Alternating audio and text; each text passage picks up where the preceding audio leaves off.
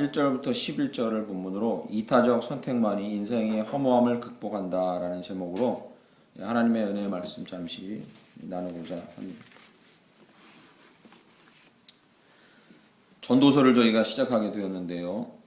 전도서는 헛되다 하는 말이 전도서 12장까지 30번 이상 등장하는 아주 독특한 성경입니다. 그 안에 하나님의 은혜, 사랑 이런 얘기는 거의 안 나와요. 헛되다는 말이 30번 이상 이렇게 반복됩니다. 오늘 2장 1절 말씀 보시죠.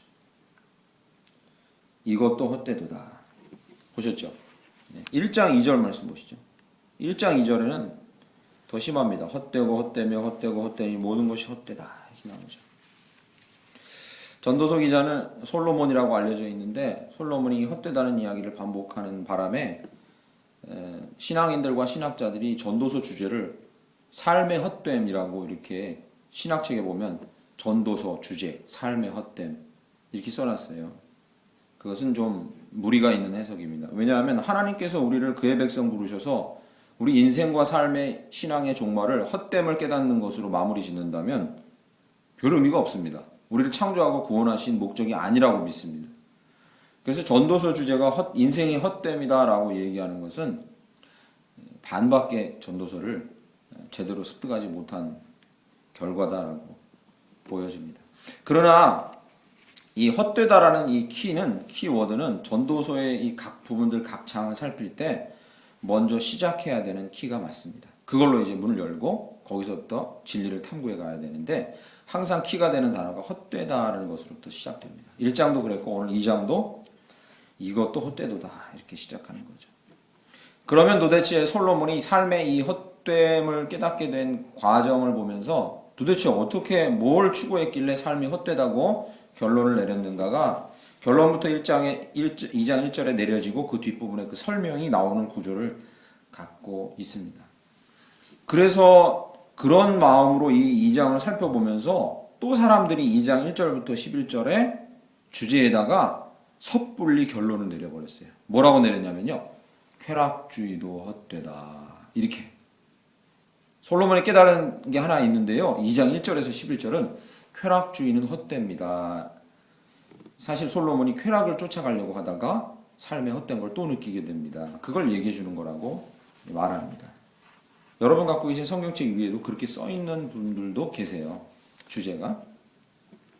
그렇게 말해도 될 만한 것이 오늘 1절 말씀에 보시면 1절 보시죠. 나는 내 마음에 이르기를 자기 마음이 자기에게 이른다니까 그렇게 결심했다는 거죠. 마음에 이르기를 내가 시험 삼아 뭐요?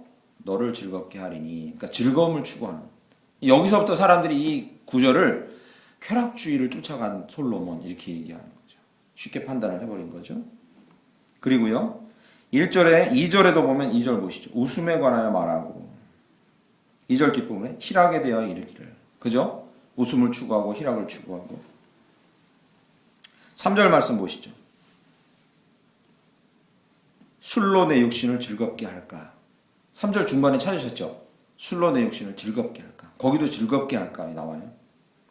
10절 말씀 가보시죠. 10절 조금 건너뛰어서 10절 무엇이든지 내 눈이 원하는 것을 내가 금하지 아니하며 무엇이든지 내 마음이 즐거워하는 것을 내가 막지 아니하였으니. 그러니까 이런 흩어져 있는 성경 구절들 본문의 성경 구절들을 규합해서 사람들이 이렇게 결론을 내려요. 솔로몬이 쾌락을 쫓아가는 것을 통해서 난 삶의 뭔가를 찾아보겠다 하다가 여전히 헛됨을 깨달았다. 그렇게 쉽게 결론을 내버려요. 그러나 사실 그게 아니라는 사실을 저희는 쉽게 알 수 있어요. 본문을 조금만 자세히 살펴보면 쉽게 알 수 있습니다. 생각해 보세요. 왕이 쾌락을 쫓아가면 그 끝이 어느 정도 쾌락을 쫓아야 그 쾌락을 쫓았다고 말하는 겁니까? 망가져야죠. 왕이면 얼마든지 도망가질 수 있습니다. 그죠? 예, 더 망가질 수 있어요. 가령 왕으로서 쾌락을 쫓아가는 걸 극단까지 가봤다라고 말하려면 어느 정도까지 가야 될까요? 예, 후궁 두고 마약 맞고 자기 마음대로 사람들 갖다가 말 안 들으면 단두대에 처형해버리고 이게 사람 괴롭히는 게 얼마나 큰 쾌락인지 아십니까? 그러니까 왜 극단적인 사람 괴롭히면서 즐거움을 누리는 사람들 나오잖아요. 정신병자들. 그걸 뭐라 그러죠? 세디즘 나오잖아요. 그죠? 왕이면 다 할 수 있어요. 사형시켜라. 내 마음대로 퍼먹겠다. 여성들 내 마음대로 놀이기감 삼겠다. 만약에 극단적인 쾌락주의로 솔로몬이 인생에 뭔가를 찾으려 했다면 그런 방향으로 나갔어야죠. 본문에는 그런 이야기가 없습니다. 쾌락주의를 통해서 뭔가 추구하다가 헛됨을 느꼈다?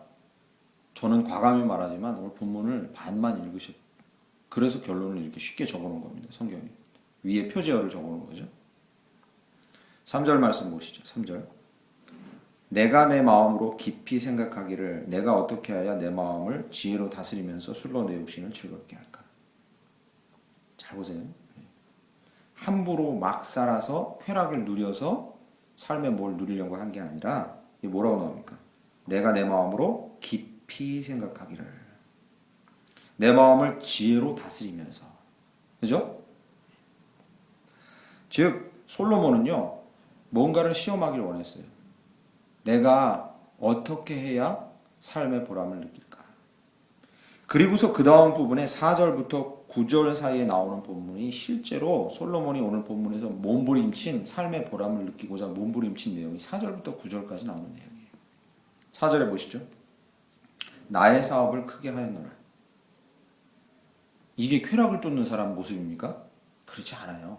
솔로몬이요 뭘 얘기했냐면 왕으로서 정말 내가 나라를 정비하고 내 재산을 늘리고 정부의 재산을 늘리는데 내가 전심전력 다해서 사업을 크게 했다. 보시죠. 사업을 크게 했다. 5절 말씀은 뭐가 나옵니까? 5절에 여러 동산과 과원을 만들고 그 가운데 각종 과목을 심었으며 이게 뭐냐면요. 실제로 솔로몬이 가꾸었던 정원이 세계 최고의 정원이었다 이런 얘기가 있어요. 지금은 회파되고 없지만 즉 왕궁을 정말로 아름답게 가꾸기 위해서 거기도 헌신했다. 6절 말씀 보시죠. 6절 나를 위하여 수목을 기르는 살림에 물을 주기 위하여 못들을 팠으며 엄청나게 아름다운 연못도 있었다고 얘기합니다. 역사적 고증이 그렇게 얘기해요. 7절에요.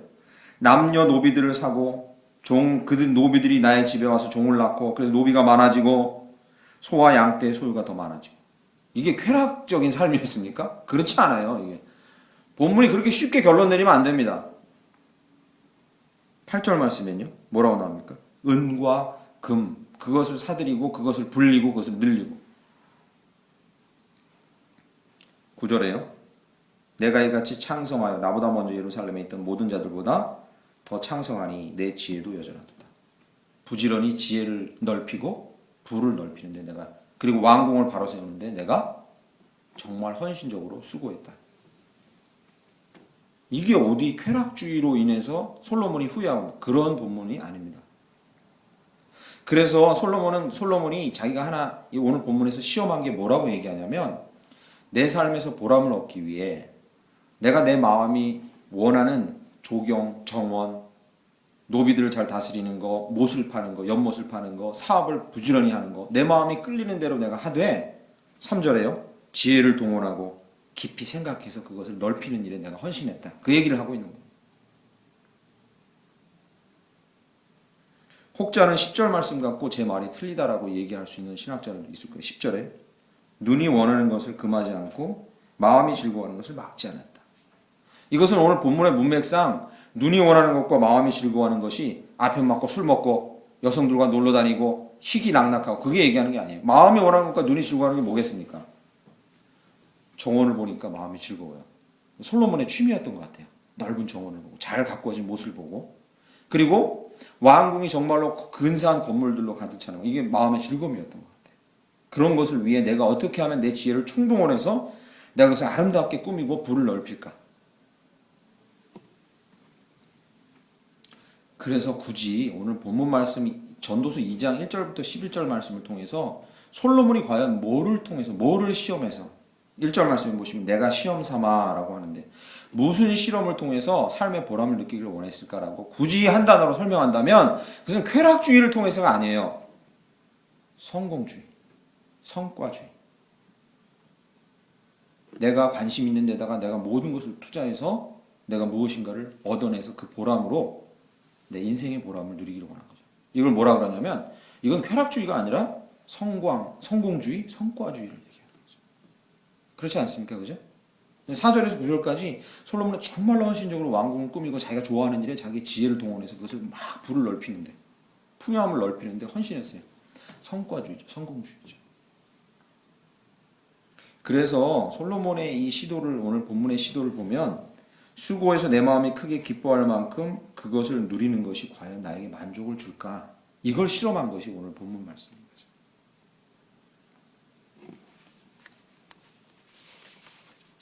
결론부터 말씀드리면 결론이 어떻게 나옵니까?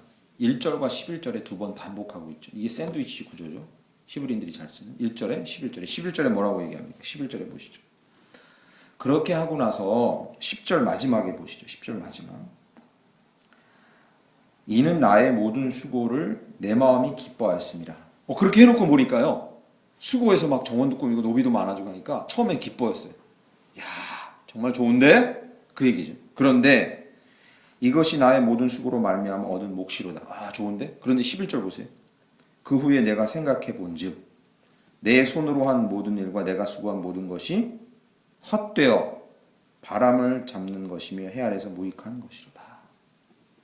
결국 솔로몬이 추구한 이 성공과 성과주의도 나중에 해놓고 나니까 잠시, 야, 이거 대단한데, 내가 생각해 너무 대단한데, 그런데 잠시 또 생각해보고 세월이 지나니까 그것도 의미가 없어져. 갑자기 허무함이 밀려온 거예요. 이게 무슨 의미가 있나 나한테. 이건 이 시대에도 맞습니다.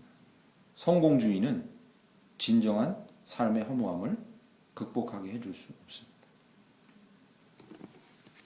제 페이스북 친구 중에요.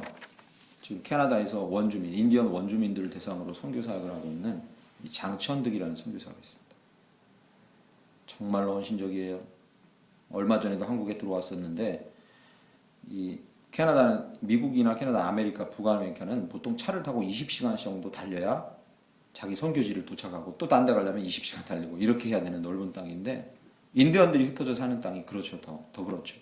그래서 차량 이동 중에 라면 하나 먹고 햄버거 하나 먹고 이렇게 생활하다가 몸에 병이 걸려가지고 얼마 전에 또 들어와서 치료하고 갔는데 이분이 이제 글을 하나 올려놨어요. 재밌는 글을.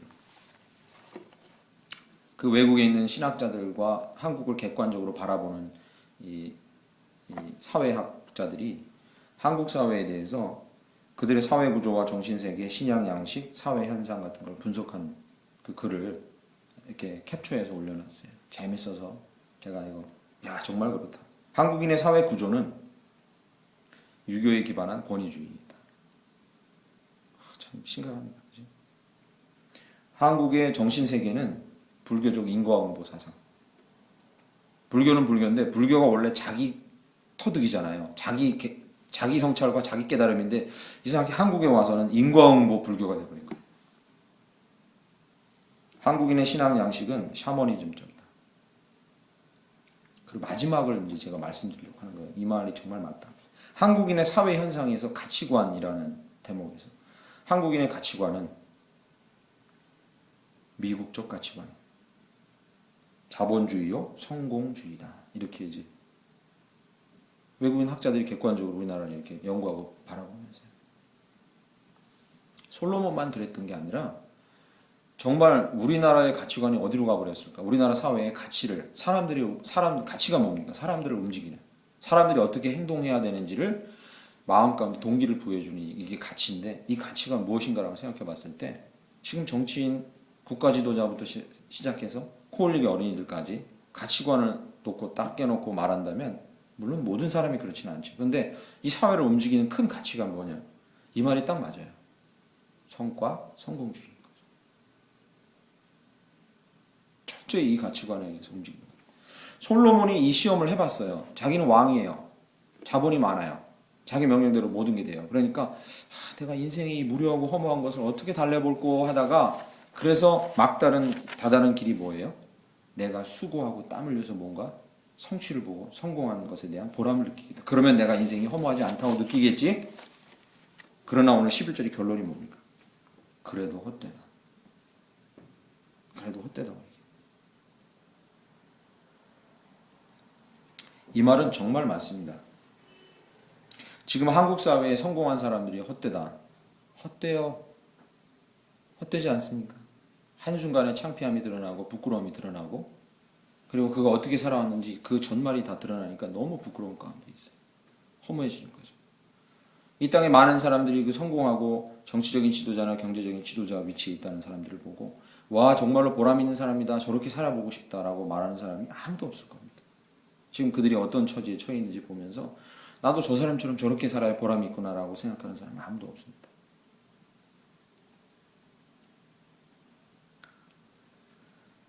솔로몬이 이렇게 결론을 내리고 그리고서 당연히 이런 말이 좀 따라 나와야 이제 성경을 보면서 그렇군요 이런 어떤 말이요? 그래서 하나님께서 이렇게 하라고 하셨습니다. 뭐 이런 말이 나와야 되는데 이 전도서가 특징 있는 책이라는 게 그런 말은 없어요. 그런 말이 나오지 않아요. 하나님께서 솔로몬의 이 허무함을 깨달은 것을 귀히 여기시사 이렇게 말씀해 주셨습니다. 뭐 이런 게 없어요. 이런 게. 전도서는 그게 특징이에요. 끝까지 그런 말이 없어요. 그래서 전도서를 겉으로만 읽은 사람들이 허무함을 깨닫게 주는 것까지가 전도서라는 성경의 주제라는 거예요. 그런 말이 안 나와요. 하나님 가라사대가 없어요. 그렇다고 저희는 성경을 읽을 때 여기까지만 읽고 포기하면 안 됩니다. 허무함을 깨닫게 해주시려고 성경 주신 게 아니에요. 그 다음에 대답을 주시려는 거죠. 할렐루야. 그것까지 우리는 봐야 돼요. 본문에는 그게 숨어 있어요. 전도서에는 그게 숨어 있어요. 오늘 본문 말씀 4절부터 9절 사이를 자세히 들여다보면요. 반복되는 정말로 계속 반복되는 단어가 나와요. 한번 찾아볼까요? 4절 보시죠. 4절 나의 사업을 크게 하였노라 내가 나를 위하여 집을 짓고 5절에요. 여러 동산과 과원을 만들고 그 가운데 각종 과목을 심고 5절에 딱 한 번 빠집니다. 6절에 나를 위하여 수목을 기르는 7절에 나를 위하여 집에서 종들을 낳기도 하였고 8절에요. 나를 위하여 쌓고 9절에요. 내가 이같이 창성하여 나보다 먼저 예루살렘에 있던 모든 자들보다 청성하니 내 지혜도 내게 여전하도다. 9절도 빠지네요. 반복되는 어구 찾으셨어요? 그게 무엇입니까? 나를 위하여. 여기 본문 말씀에 5절과 9절에는 나를 위하여가 빠졌죠. 그런데 걱정 마세요. 히브리 원어에는 5절과 9절에도 들어있어요. 일부러 집어넣은 거예요. 4절부터 9절 사이에 나를 위하여라는 단어가 한 절도 빠짐없이 다 들어있어요. 원어에는. 하나님께서는 인생의 이 수고와 노력을 통해서 보람을 얻으려는 솔로몬의 시도를 허무한 것으로 결론 내시고서 그리고서 솔로몬을 이 노력을 통해서 우리에게 본을 보여주시고 진리를 가르쳐 주세요. 그게 무엇입니까? 나를 위한 삶은 절대로 보람으로 이어질 수 없다. 나를 위한 삶은 절대로 우리의 삶의 허무함을 극복할 수 없게 한다. 솔로몬이 어떤 사람입니까? 이 이스라엘 백성들에게 왕이나 제사장이나 선지자로 특별히 세워준 자들의 임무가 무엇입니까? 하나님의 백성인 언약 공동체 안에 하나님의 언약이 실현되도록 세워주신 사람들. 할렐루야. 아멘. 이 나를 위하라는 단어가 아무렇지도 않은 것처럼 들리지만 그러나 왕인 솔로몬에게 이 나를 위하여라는 단어가 이렇게 반복적으로 붙어있다는 사실은 치욕입니다. 당시 왕은 누구입니까? 하나님의 백성, 언약 백성들에게 하나님의 말씀이 성취되도록 그들을 위해 하나님의 말씀을 실현할 수 있도록 통치하는 자가 바로 왕입니다. 그런데 솔로몬은 자신을 위해 그 모든 일을 하고 자신의 허무함을 극복하려고 몸부림치고 애썼던 거죠. 당연히 그러니 삶의 보람이나 낙을 누릴 수가 없고 허무함에 빠져들 수밖에 없습니다. 솔로몬은 솔로몬 일 개인이 아니었던 거예요. 솔로몬은 솔로몬 일 개인이 아니라 자기가 어떻게 하느냐에 따라서 그 언약 공동체가 어떻게 되는가가 판결나는 그런 중요한 위치에 있었던 사람이에요. 왕. 자기를 위해서 주변 국가들과의 관계 가운데서 주변들 이방국 여인들과 결혼을 하고 그리고 나라를 어떻게 잘 꾸려가려고 애를 쓰지만 그러나 하나 잊은 게 있었어요. 그가 수고하고 노력해야 될 모든 것의 기반은 뭐냐면 언약 공동체인 이스라엘 백성을 위하여 했어야 되는 거예요.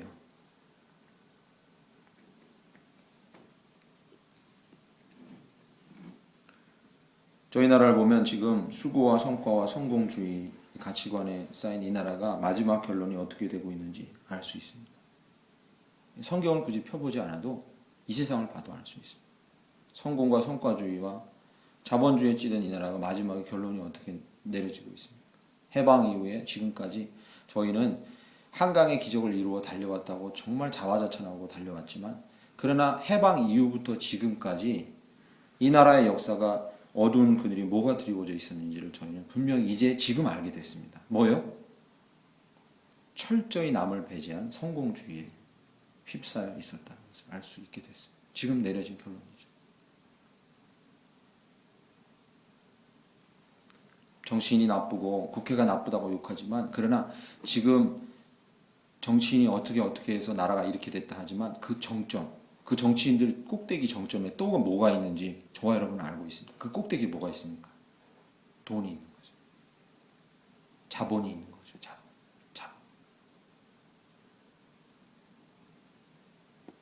들통이 안 나면 히히 괜찮지 않을까요?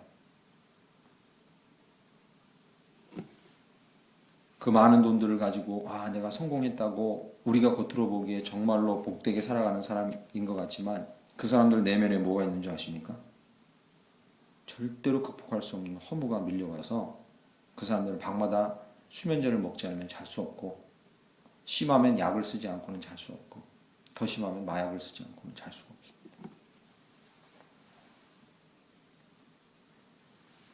허물을 깨닫고 인생의 헛됨에서 벗어나려면 한 가지 길밖에 없습니다. 저와 여러분 이걸 꼭 기억해야 할 줄 믿습니다. 허물을 벗어나고 인생에서 헛됨을 벗어나서 살아가려면 딱 한 가지 방법밖에 없습니다.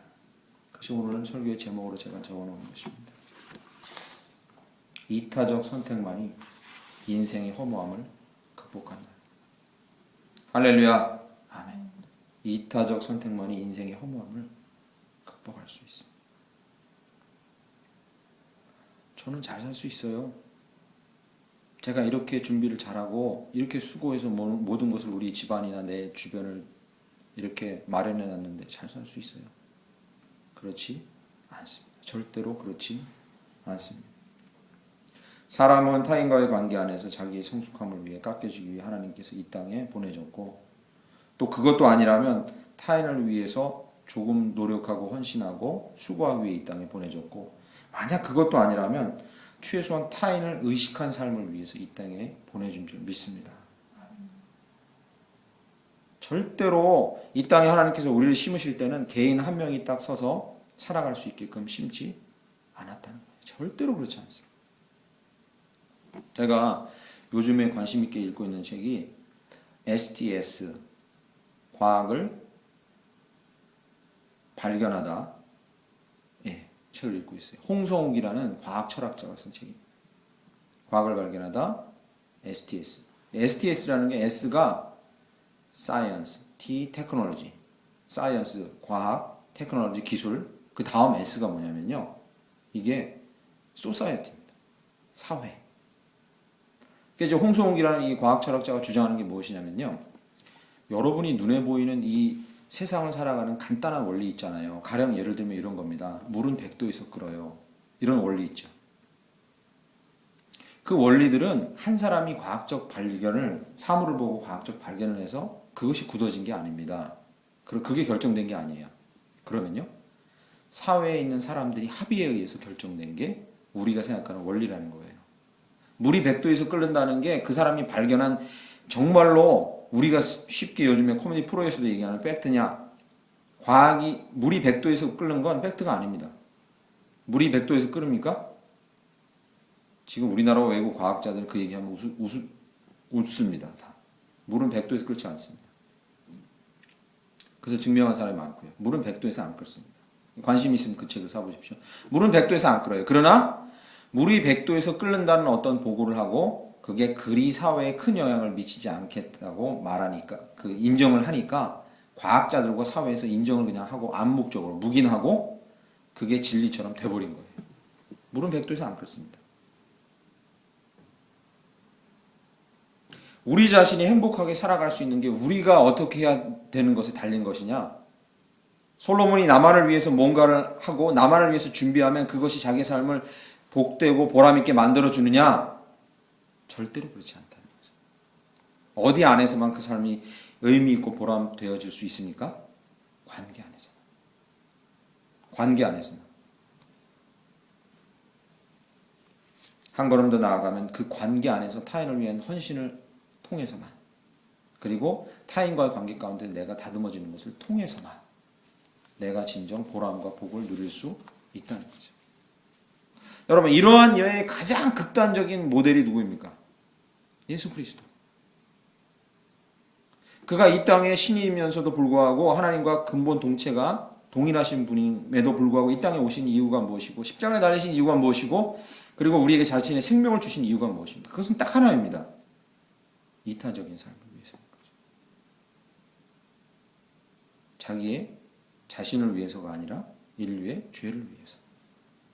그래서 예수님께서 자기가 하신 행동과 그 모든 일들을 제자들에게 가르칠 때 너는 이 하나만 기억하면 정말로 생명을 얻고 풍성하게 누리고 보람을 누리고 살게 될 것이다 라고 주신 말씀이 있어요. 그게 무엇입니까? 친구를 위해 자기 목숨을 버리는 자보다 더 큰 희생과 사랑이 없다고 말씀하시고, 진짜 너 친구를 위해서 죽으라 이런 얘기를 한 게 아니라 일반적으로 여기서 친구라는 건 뭘 얘기합니까? 타인, 다른 이. 목숨을 버리는 것은 무엇을 얘기하겠습니까? 오늘 제가 설교 제목으로 적어놓은 이타적인 태도를 얘기하는 거예요. 예수님께서 말씀하신 건 너 친구를 위해서 지금 죽어 그 얘기가 아니라 네 자신만을 위해서가 아니라 너 말고 다른 이를 위해서 이타적인 결정과 태도를 가지고 살아간다면 그것보다 더 고귀한 사랑은 없을 것이다. 그것이 너의 삶을 보람있게 만들어 줄 것이다. 이렇게 얘기하고 있는 거죠. 할렐루야. 그런 삶을 살아가실 간절히 축원합니다. 축원합니다. 그 예수 그리스도가 극단적인 최상위의 예라면 요즘에 볼 수 있는 이 최하위의 예가 뭡니까? 가장 극단적인 반대편의 예가. 이 사회에 이렇게 허무함이 드러나고 있는데도 그것을 견제하고 그것을 바로잡아야 될 많은 사람들이 오로지 생각하는 게 뭐냐면 자기가 이 일을 끝나고 어떤 유익을 얻을까. 이 사회 혼란스럽고 이렇게 복잡한 사회 속에서도 내가 다음 순간에 무슨 유익을 누릴 수 있을까? 오직 거기에만 몰두해 있는 이 땅의 지도자들을 보면서 정말로 이거는 뭐 이쪽 끝이 여기면 이건 이쪽 끝이구나. 국가의 안위, 국가의 평안, 국가의 번영 아무 상관이 없어요. 아무 상관이 없고 내 앞으로의 유익이 어떻게 될까? 정말로 마지막 끝이죠.